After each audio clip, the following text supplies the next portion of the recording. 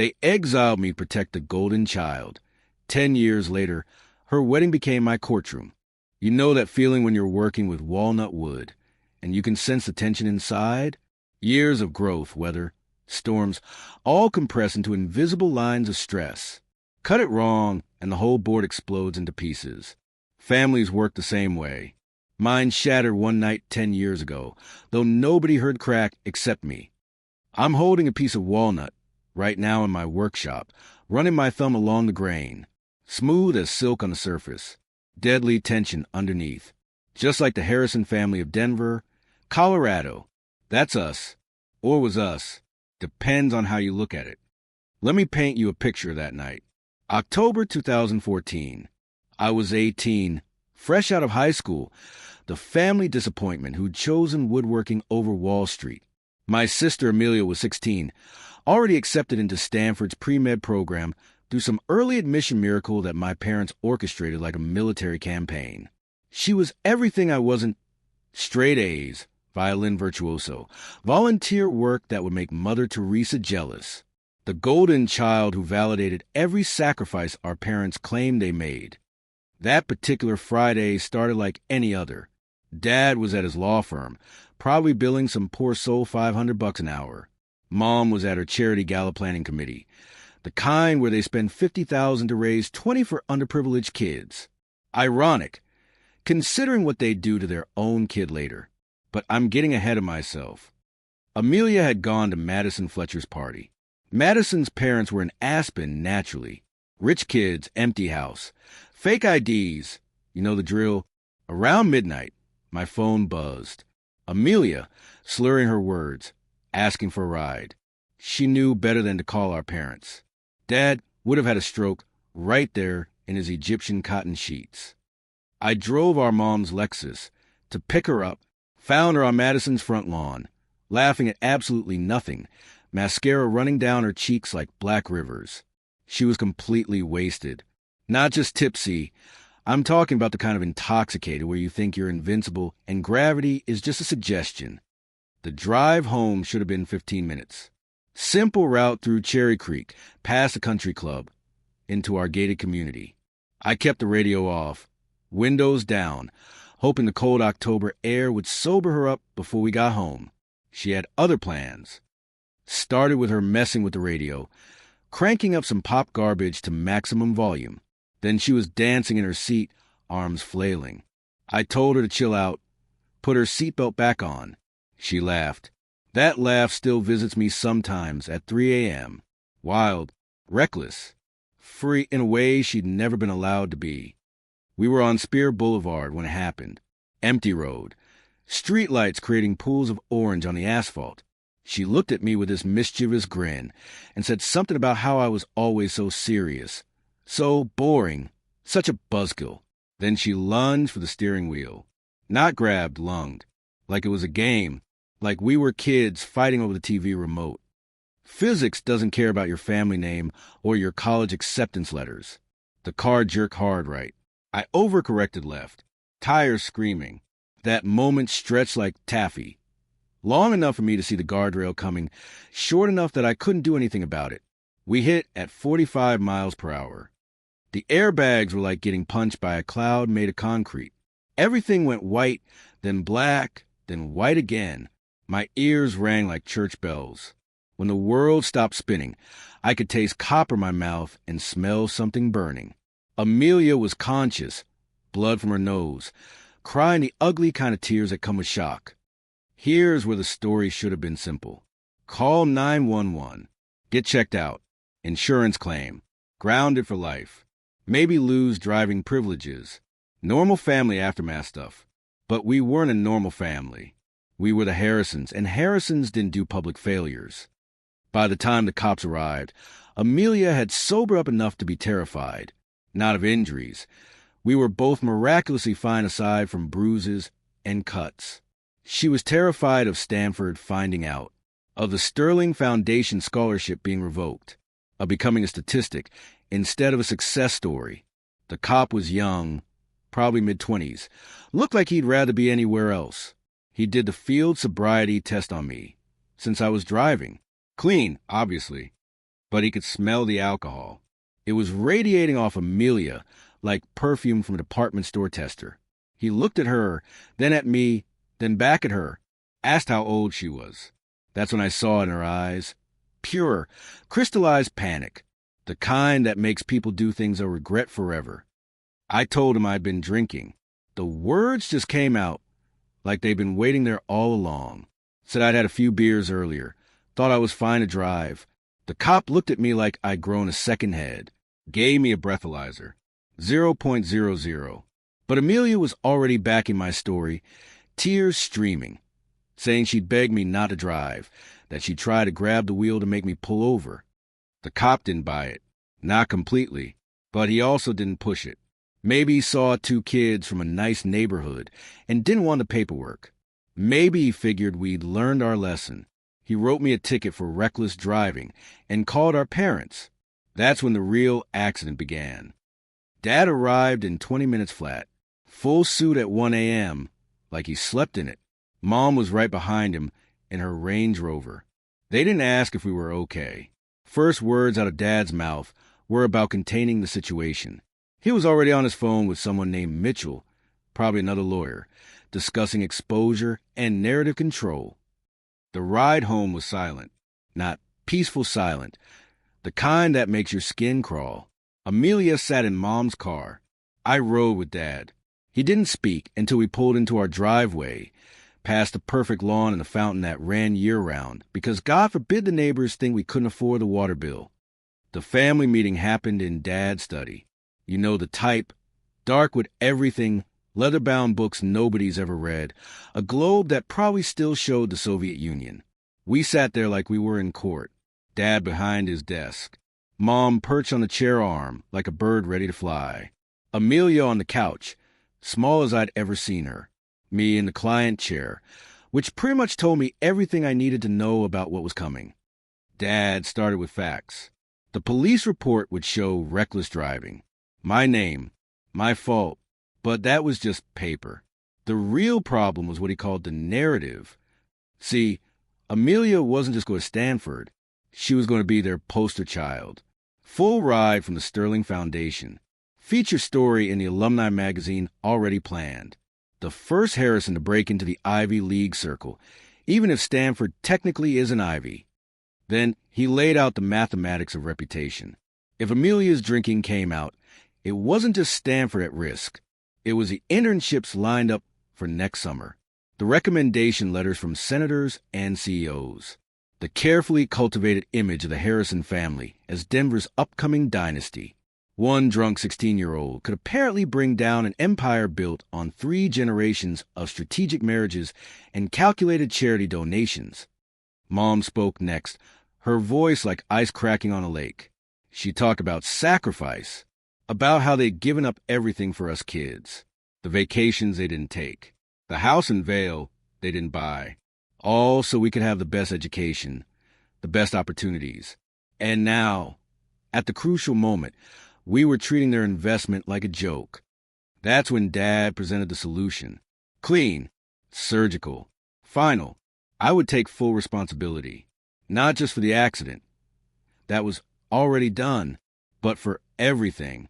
The story would be that I'd been spiraling, drinking problem, bad influences. The woodworking thing was already weird enough to make it believable. Amelia tried to stop me, brave little sister, but I wouldn't listen.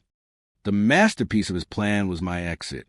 See, a bad kid who stays around is just a family dealing with problems. But a bad kid who gets banished, that's a family taking a stand. That's values in action. That's the kind of thing that plays well at country club brunches and donation dinners. $20,000. That was the price tag on my silence. Cash. Untraceable. Enough to start over somewhere else. They'd already picked a place, Portland, where weird kids with chips in their hair were apparently normal. I'd take the money, pack my stuff, and disappear. No contact. No visits. No existence in the Harrison family narrative, except as a cautionary tale. I looked at Amelia then, really looked at her, waiting for her to say something, anything, to tell them this was insane, that she couldn't let me do this. that accidents happen and families stick together. Her mouth opened. I actually felt hope flutter in my chest like a dying bird. She closed it, looked down at her hands, said nothing. You want to know what silence sounds like? It's not the absence of sound. It's the presence of everything unsaid. All the words that should exist, but don't. All the love that should matter, but doesn't. All the truth that should win, but won't.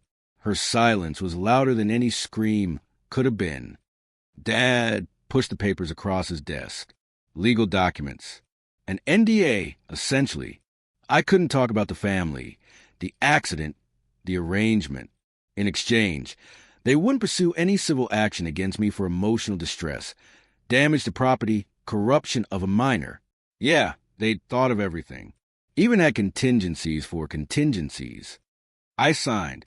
What else was I going to do? Fight the man who'd taught me that fighting him was pointless? Beg the mother who'd already written me off? Appeal to the sister who'd chosen Stanford over blood? I signed my name, Leo Harrison, one last time as a member of the family. The pen felt heavier than any piece of lumber I'd ever lifted. My signature looked alien on that paper, like someone else's name. Leo Harrison. The last time I'd write it as a member of this family. The last time I'd exist in their world as anything more than a cautionary tale, a problem solved, a tumor successfully removed. I looked up at them. Dad already filing the papers away in his leather portfolio. Mom checking her phone, probably making sure this family crisis hadn't interfered with tomorrow's tennis match. And Amelia, still looking at her hands, still saying nothing. You know what's funny about silence? We think it's passive, an absence, a void. But silence is the loudest choice you can make. It's every word you could say, should say, but don't. It's agreement without the burden of agreeing. It's betrayal without the mess of the knife. Her silence was her signature on my exile, her consent to my erasure, her vote in the family committee that decided I was worth exactly $20,000 and a one-way ticket to nowhere. I stood up from that client chair. My legs worked. Somehow, my hand reached for the door handle. My body moved through space like it knew what to do even when my mind was screaming. But just before I left that study, I turned back, not to Dad, counting his victory, not to Mom, already moving on, to Amelia. She finally looked up. Our eyes met for maybe 2 seconds. In those 2 seconds, I saw everything. The relief that she wouldn't lose Stanford, the guilt that would never quite wash off, the knowledge that she'd chosen her future over her brother. The understanding that this moment, this silence, this choice, it would sit between us forever like a corpse at every family dinner she'd ever have without me. She looked away first. Of course she did. And that's when I knew, really knew, down in my bones where truth lives. The accident on Spear Boulevard hadn't broken our family. It had simply revealed what was already broken. We weren't a family at all. We were a business arrangement. A careful construction of appearances. A house of cards where I'd always been the bent one at the bottom, threatening the whole structure just by existing. They thought they were saving her, protecting the golden child, investing in the winner. They thought my silence was the price of her success, a simple transaction, a problem solved. $20,000 to make the black sheep disappear. Clean, efficient, final. But here's what they didn't understand. What maybe they couldn't understand from inside their perfect little bubble. Silence isn't a price you pay once. It's a debt that compounds. Every day she'd wake up knowing what she'd done. Every achievement would carry the asterisk of how she protected it. Every time someone mentioned family loyalty or love or sacrifice, she'd remember the brother she let them bury alive. That silence, her silence, in that moment when she could have saved me with a single word, that would be her companion for life. It would sit next to her at her Stanford graduation, stand beside her at her wedding, hold her hand at our parents' funerals. That silence would outlive us all. I walked out of that study carrying nothing but the weight of understanding. Understanding that love, real love, the kind families are supposed to have. It speaks up, it fights. It chooses a hard truth over the easy lie. It doesn't sit there, examining its manicure, while someone takes a fall for your mistakes. The hallway felt longer than I remembered. Every family photo on the wall seemed to mock me now. There I was at 5, missing front teeth, holding baby Amelia. There at her first piano recital. There at my middle school graduation, back when they still had hope I'd turn out right. All those moments, those memories, reduced to what they really were, investments that hadn't paid off. My room was already half-packed. Had been for years, really. Never quite moved in. Never quite belonged. The woodworking tools in the garage. The sketches on my desk. The life I'd been trying to build despite them. It all fit in 3 boxes and a duffel bag. 18 years in this house. And I could carry my entire existence out in one trip. That's when the real truth hit me. The one that hurt worse than any betrayal. They weren't just erasing me from their future. They were erasing me from their past, too. Every story would be edited. Every memory revised. I'd become the cautionary tale. The mistake they'd fixed. The bad seed they'd had the courage to cast out. And Amelia? She'd get to be the survivor. The brave little sister who'd tried to save her troubled brother. The victim who'd overcome. I stood there in my room, or what used to be my room, holding that duffel bag, and felt something die inside me. Not hope, that had been dying for years. Not love, that was too simple. It was something else. The part of you that believes family means something more than blood. The part that thinks silence can be broken if you just wait long enough. The part that believes your sister, your little sister who you taught to ride a bike and check for monsters under bed, would speak up when it mattered. That part of me died in the silence of that study. Killed not by words, but by their absence. Murdered by everything Amelia didn't say. And maybe that was the real price. Not the 20,000. Not the exile. Not even the blame.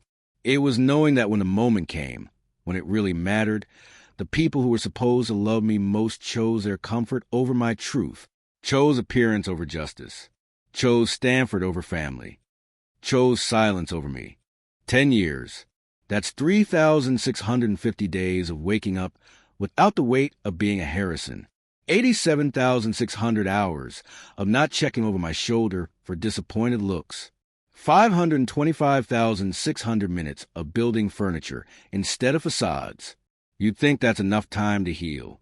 People love that lie. Time heals all wounds. Bull.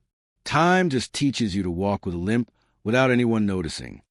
My workshop in Portland sits in an old warehouse district, the kind that's halfway between sketchy and artisanal. 6,000 square feet of concrete, sawdust, and possibility. Every morning, I unlock that heavy metal door and breathe in the smell of cedar, oak, and walnut. Real things, honest things. Wood doesn't lie about what it is. Knots are knots. Cracks are cracks. What you see is what you get. I'd built something here, not just furniture.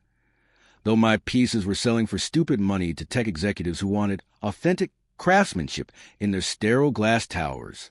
I'd built a life. Had friends who knew me as Leo the carpenter, not Leo, the family disappointment. Dated women who'd never heard the Harrison name. Even had a dog, a 3-legged mutt named Sawyer, who spent his days sleeping in wood shavings.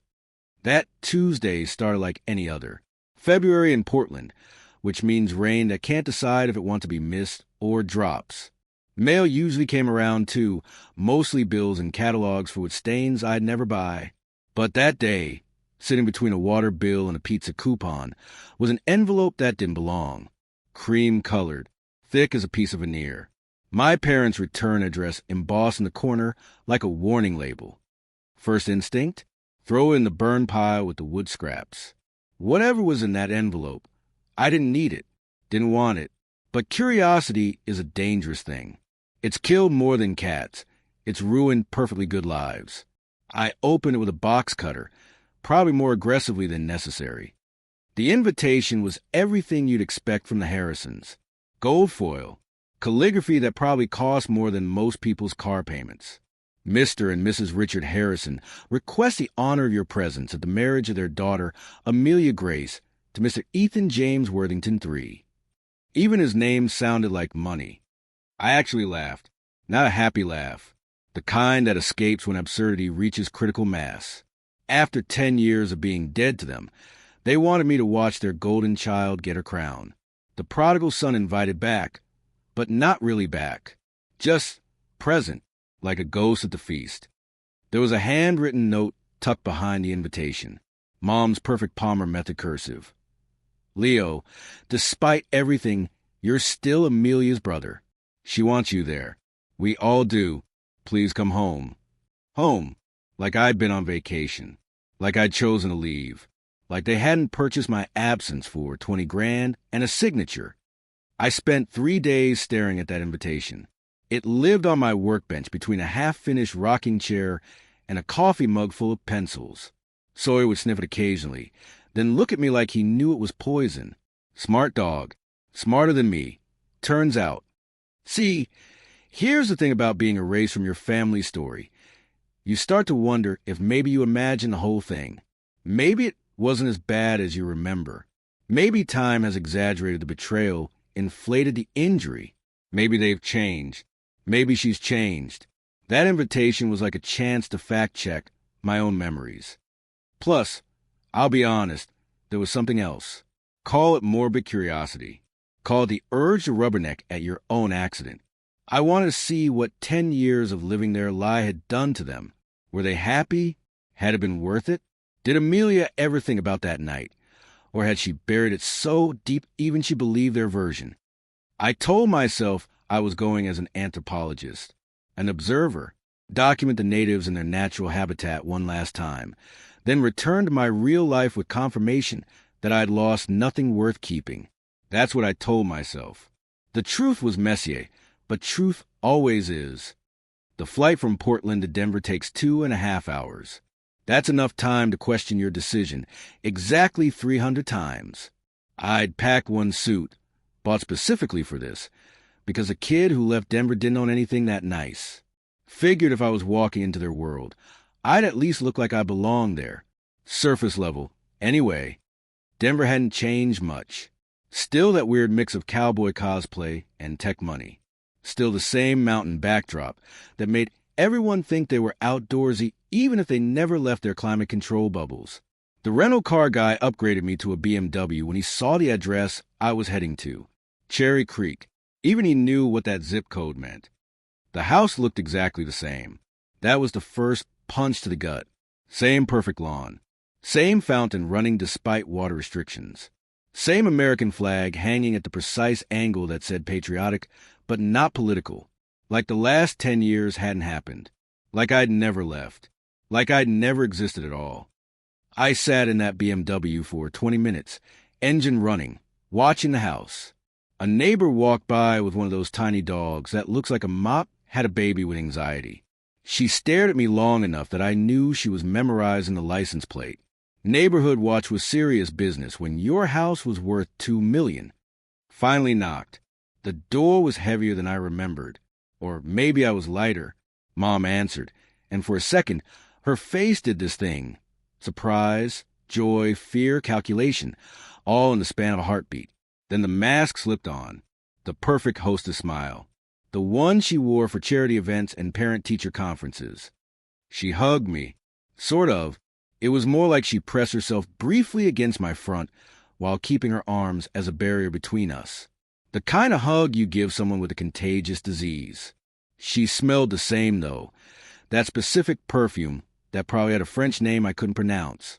It threw me back to being 8 years old, homesick from school, before I became the problem child. Dad emerged from his study like a general inspecting troops. Handshake instead of a hug.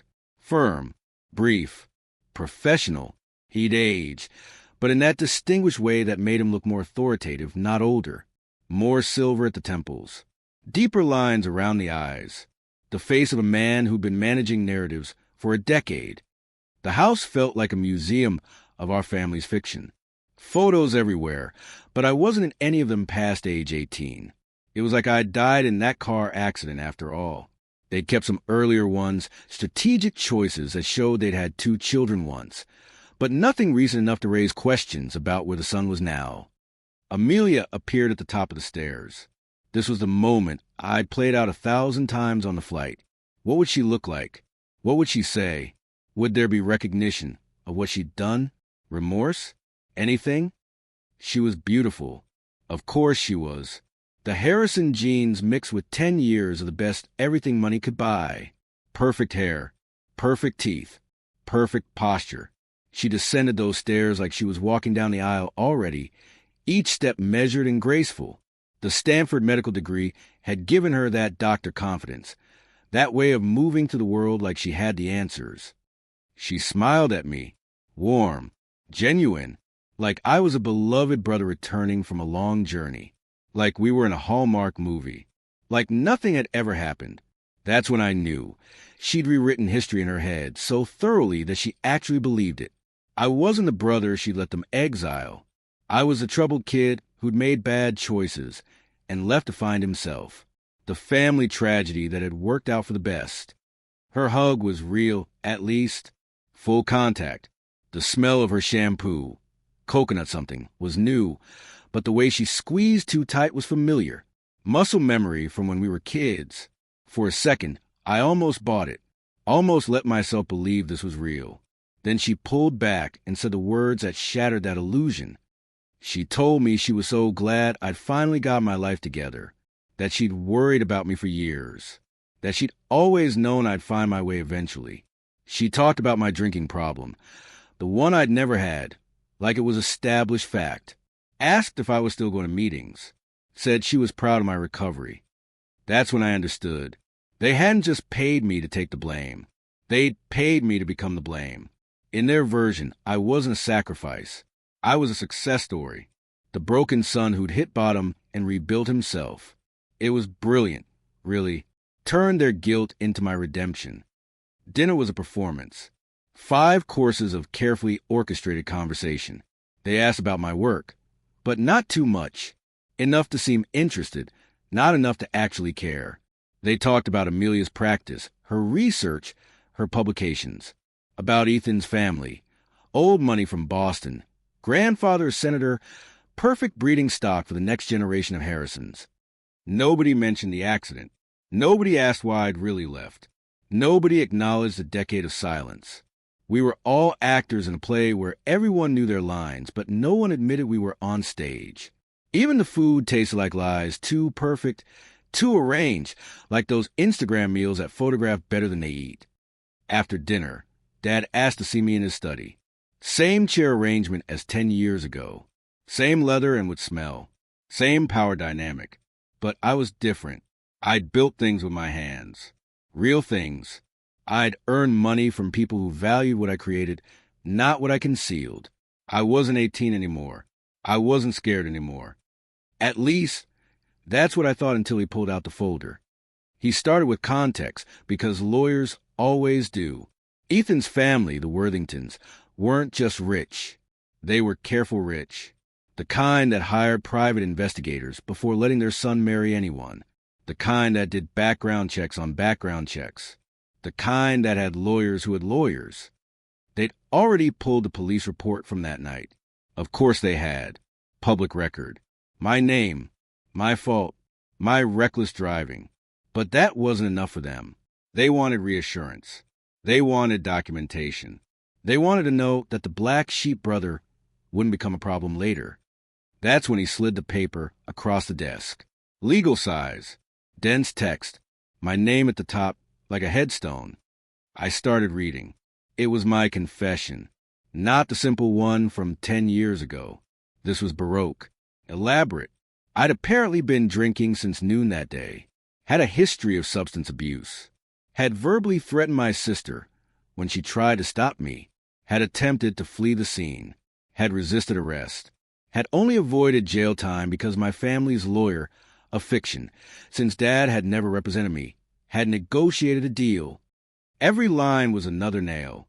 Every paragraph another shovel of dirt on the grave of who I really was. It was character assassination disguised as legal documentation. And at the bottom, a signature line. Waiting for me. Again. Dad leaned back in his chair, fingers steep like a villain in a bad movie. He explained it like he was doing me a favor. This document would satisfy the Worthingtons. would ensure Amelia's happiness, would protect the family's interests, would guarantee my continued financial support. Oh yeah, they were prepared to offer another $20,000 for this signature. Inflation, he called it. I asked what would happen if I didn't sign.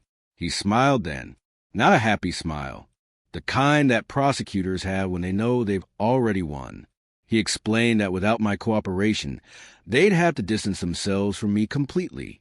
Make it clear to the Worthingtons that I was not welcome, not invited, not acknowledged, that my presence at the wedding would be reconsidered. But it was worse than that. He had letters, emails, from Amelia to various people over the years, mentioning her troubled brother, my struggles with alcohol, my erratic behavior, my choosing to leave for everyone's safety. 10 years of consistent narrative building. If I tried to contradict it now, I'd look like exactly what they'd painted me as, an unstable addict trying to rewrite history for attention or money. They'd built a prison of words around me. Every story they'd told, every lie they'd spread, every careful omission and crafted implication.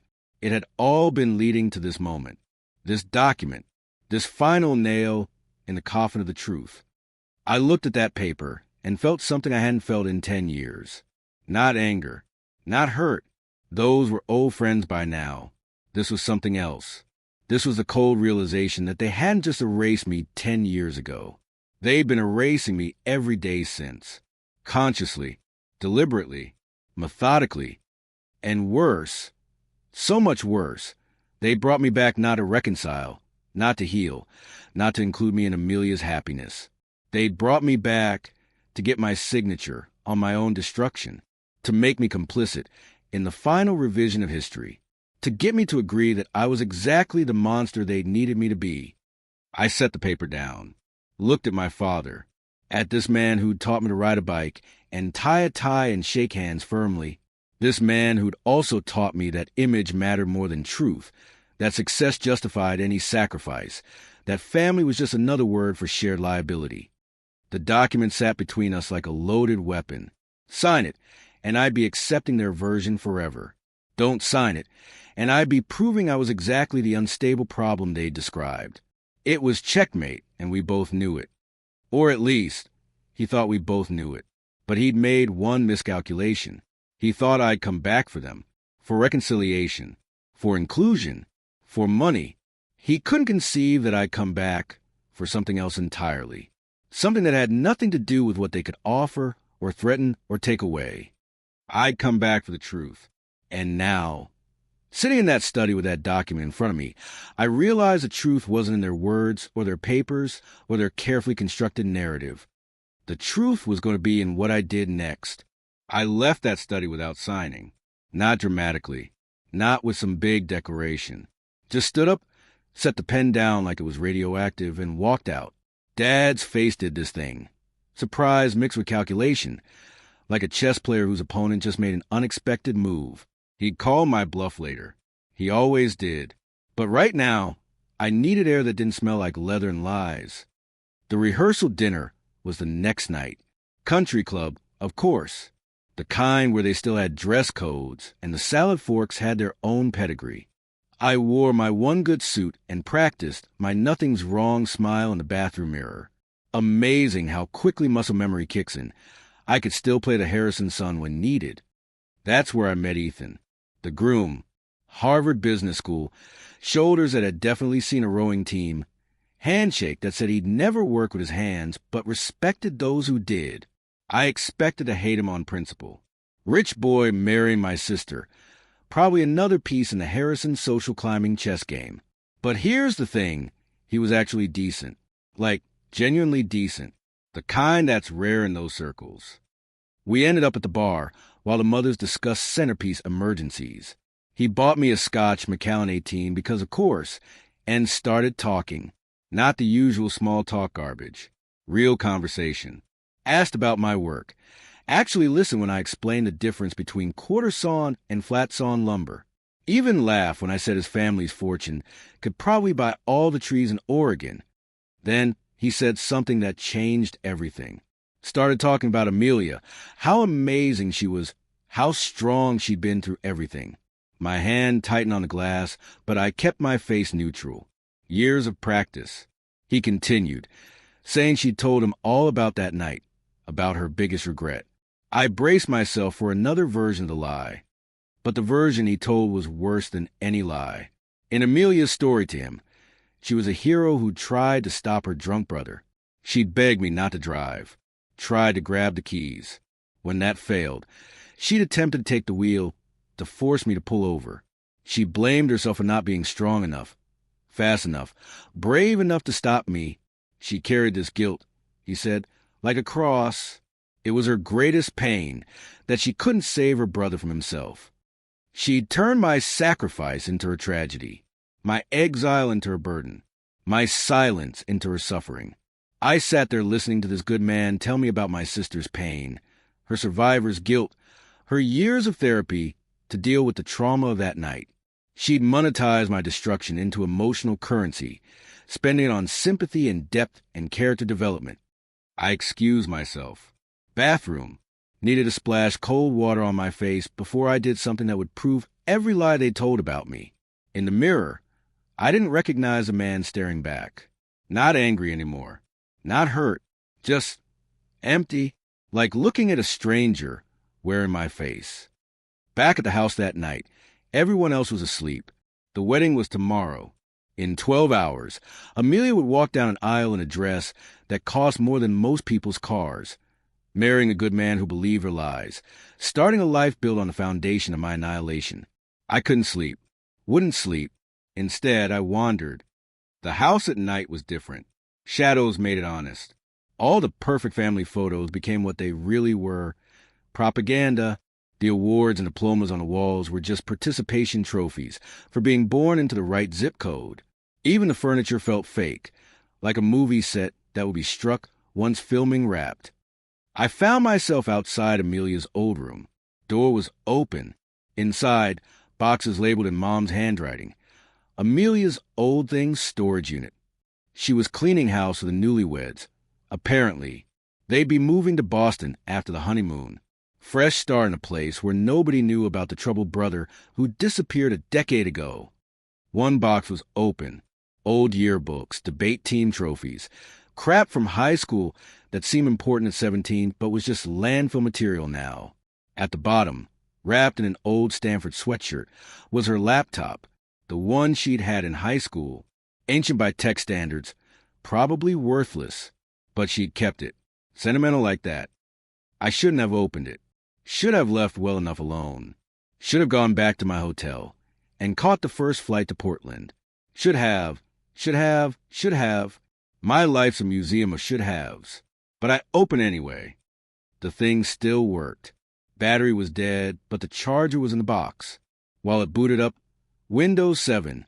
Seriously, I tried to think what her password would be. Birthdays, favorite bands, inside jokes we'd share before that night changed everything. Then I remembered our old dog, Buddy, golden retriever who thought he was a lap dog, died when Amelia was 14. She cried for a week. Buddy 123. Of course, she probably had the same password since middle school. The desktop was a time capsule. Photos from high school. Essays for AP English. And there, in a folder labeled college stuff, was her email archive. Thousands of messages, automatically saved because she'd never deleted anything in her life.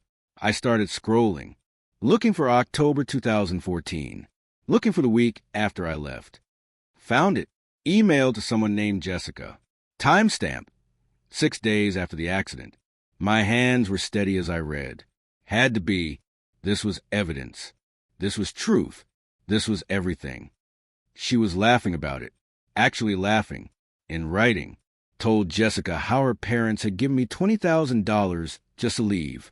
Made jokes about how she should crash a car too if that's all it took to get that kind of cash. Said it was honestly easier with me gone. No more embarrassment at school events. No more explaining why her brother was at community college learning to make tables while she was heading to Stanford. But the worst part, the part that finally killed whatever piece of me still hoped, she wrote about how Dad had promised to make her medical school applications his personal project now. How my leaving had cleared the family schedule and budget to focus entirely on her future. She actually wrote, and I memorized this word for word, that sometimes even her brother's stupidity could be useful. There was more, so much more. Emails about how she played up the trauma at her Stanford interview, gotten sympathy points. Messages about using the family tragedy in her medical school essays.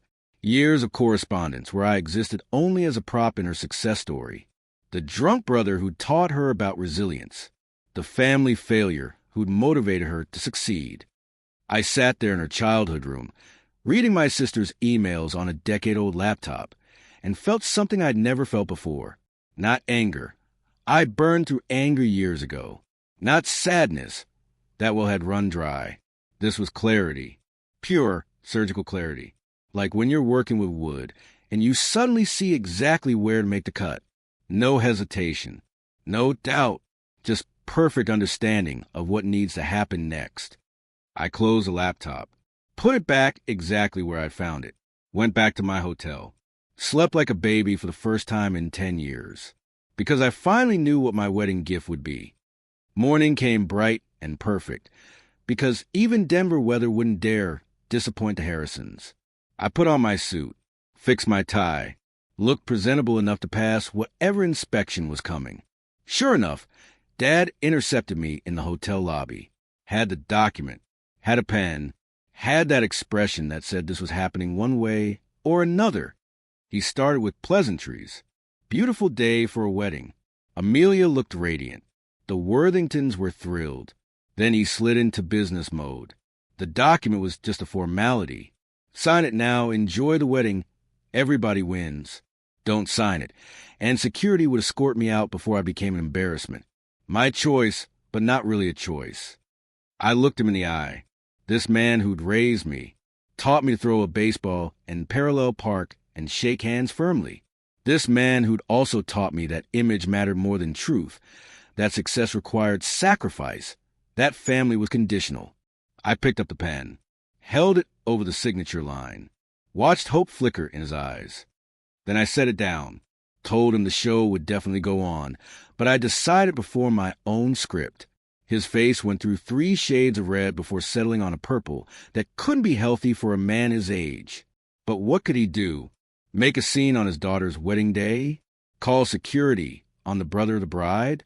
He was trapped by his own need for appearances. The ceremony was beautiful. Of course it was. 200 guests in a church that looked like it was carved from butter. Flowers that probably cost more than my truck. Amelia floating down the aisle like something from a magazine. Dad beside her. Both of them pretending I wasn't sitting in the back row like a ghost at my own funeral. The reception was at the country club.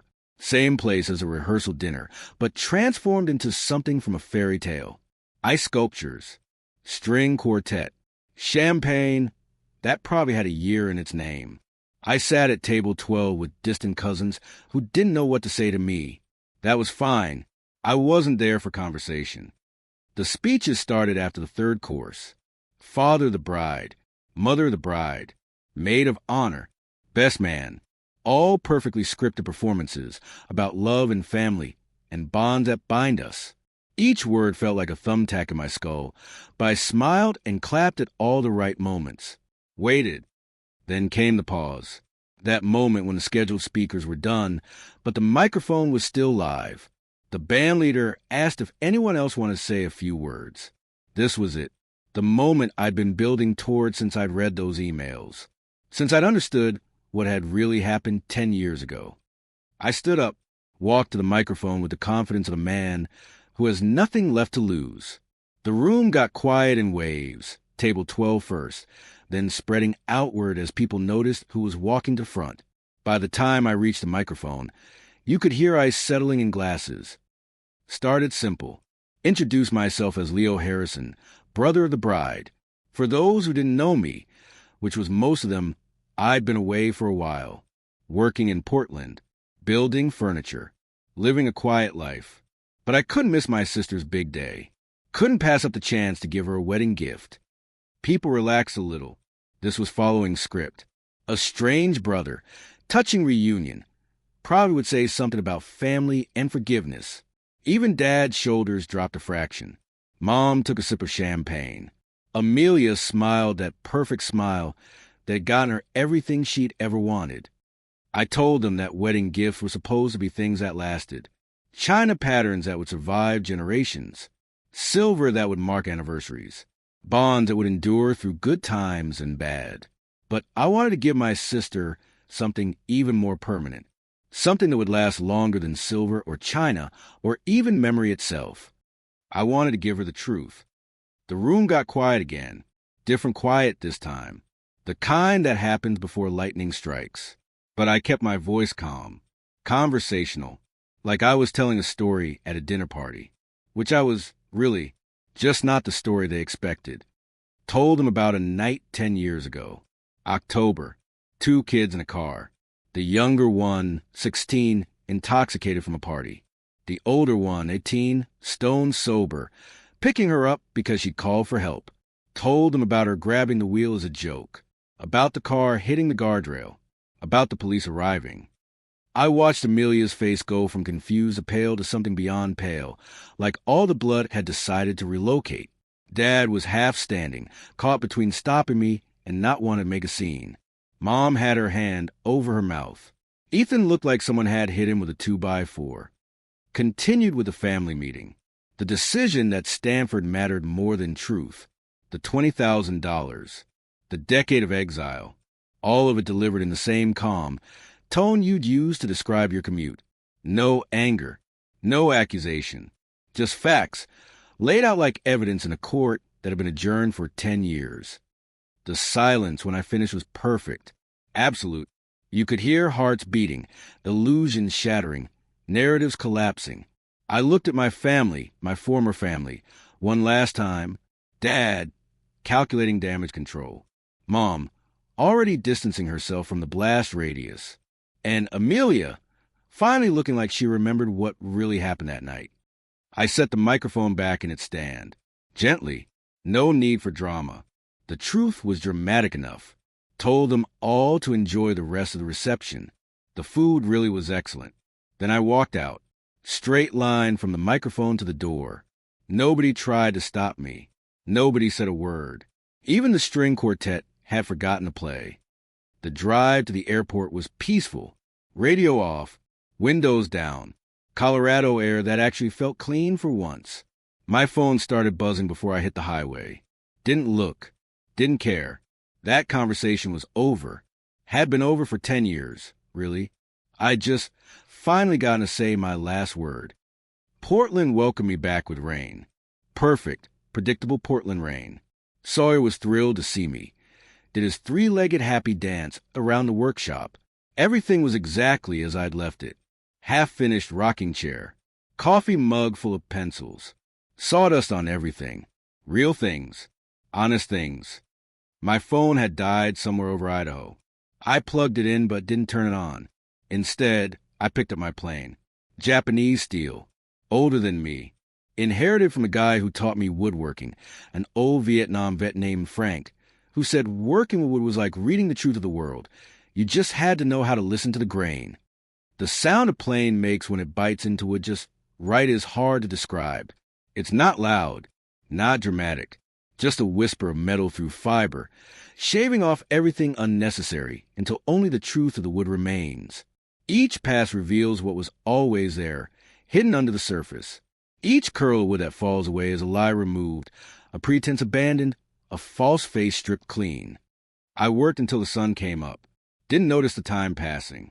Didn't think about Denver or weddings or families that weren't really families. Just worked, shaving after shaving. Pass after pass. The sound filling the workshop like a meditation, like a prayer, like the purest form of honesty I'd ever known. That rocking chair sold for $8,000 to a tech executive who said it was the most beautiful thing he'd ever seen. He was wrong. The most beautiful thing I'd ever seen was the truth, standing in front of 200 wedding guests, wearing a rented suit and speaking in a calm voice. The most beautiful thing was the sound of silence when everyone finally heard what had really happened. The most beautiful thing was walking away from that microphone, knowing I'd never have to carry their lie again. The Harrison family probably recovered. People like that always do. They'd spin it somehow. Mental breakdown. Addiction relapse. Jealous brother trying to ruin Amelia's special day. The guests would pretend to believe whatever story got told. The marriage would survive, or it wouldn't. Amelia would continue being a doctor, saving lives while living a lie. Or maybe she'd finally face what she'd done. Not my problem anymore. Never really was. Me? I make furniture. Beautiful, honest furniture from wood that tells the truth if you know how to listen. Each piece carries no history, but its own. Each joint fits perfectly because I make it fit, not because someone else decided it should. Every surface is smooth because I made it smooth, not because someone needed it to appear that way. Sometimes, late at night in the workshop, when it's just me and Sawyer and the sound of sandpaper on walnut, I think about that family in Denver, the one I used to belong to, the one that paid me to disappear, the one that taught me the most valuable lesson of my life. That silence might be golden, but the truth, when it finally gets its moment, rings out clear as a bell that can never be unrung. And that sound, that's the sound of freedom. That's the sound of a man who chose truth over family, honesty over harmony, his own story over their carefully crafted fiction. That's the sound of someone who learned that sometimes the best gift you can give someone is exactly what they deserve. Nothing more, nothing less, just the pure, unvarnished truth. The plane whispers through the wood. Another shaving falls. Another surface revealed. Another day in a life that's finally, completely, unapologetically mine.